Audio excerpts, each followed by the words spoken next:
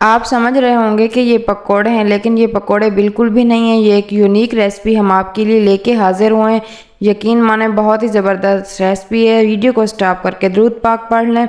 सबसे पहले हमने एक प्यारा सा बॉल लिया है। बॉल में हमने बेसन को छान लिया है। हाफ प्याली बेसन था, उसको अच्छी तरह हमने छान लिया है और एक बाउल में ट्रांसफ़र कर दिया है। और ये 1 चम्मच चाट मसाला, नमक, खुश्क धनिया पाउडर, कुटी लाल मिर्च और इन सब मसालों को हमने अच्छी तरह मिक्स कर लेना है। इसके अलावा और कोई मसाले नहीं डालने और थोड़ा सा पानी डाल के इसका हमने बैटर तैयार करना है। इस बैटर को ज़्यादा पतला नहीं करना, हमने इसको गाढ़ा ही रहने देना है, जैसे हम पकौड़ों के लिए तैयार करते हैं। ये इस बेस तक बिल्कुल ही सही है।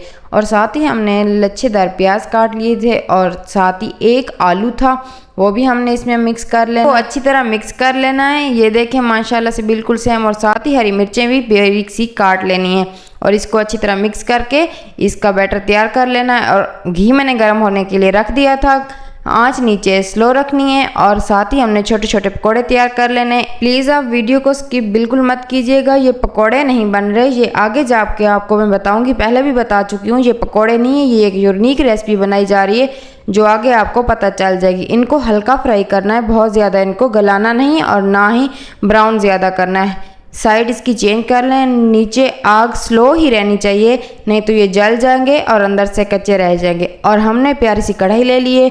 घी मैंने वही इस्तेमाल किया जिसमें पकोड़े फ्राई किए थे। प्याज मैंने बारीक से 2-3 प्याज काट लिए थे और उनको थोड़ा सा गोल्डन ब्राउन करने तक, हरी मिर्चें और 1 टमाटर था जिसको मैंने कश कर लिया था, वो मिक्स कर दिया इसमें। और इसकी अच्छी भुनाई करनी है और मसाले डाल लेते हैं। कुटी लाल मिर्च, आधा चम्मच हल्दी पाउडर और खुश्क धनिया पाउडर। मैंने कढ़ाई मसाला डाला है आधा चम्मच। अगर आपके पास कढ़ाई मसाला नहीं है, कौरमा मसाला, अचार, गोश्त, कोई भी मसाला आप इसमें डाल सकते हैं, उससे कोई इशू नहीं है। और इसकी अच्छी भुनाई करने के बाद ये मैंने बेसन को तवे पे भून लिया था अच्छी तरह।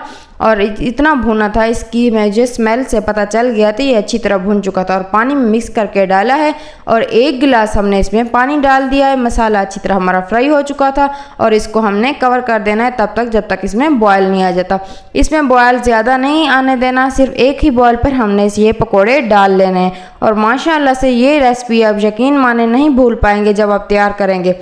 थोड़ी देर के लिए इसको कवर रहने दें। प्लीज़ अगर आप हमारे चैनल पर नए हैं तो हमारा चैनल सब्सक्राइब कर दें। अगर फेसबुक पर देख रहे हैं तो फॉलो कर दें।